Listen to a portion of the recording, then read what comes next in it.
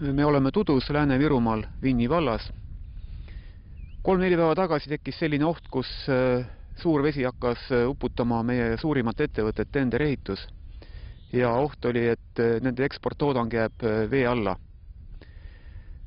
Vinni vald tuli appi ja pani oma õla alla. Kaevasime uue kraavi, mis juhib vee ettevõttest kõrvale. Kuna see on eksporttoodang, siis oli suur oht, et see suure veega ka hävineb.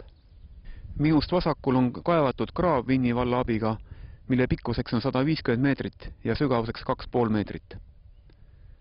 Tänu kiirele tegutsemisele ettevõtte ja valla vahel suutsime probleemi ikkagi lahendada. Kui oleks tõusnud vesi veel ühe päeva, siis oleks rikkunud ära juba hulka seadmeid ja kahju oleks olnud tunduvalt suurem.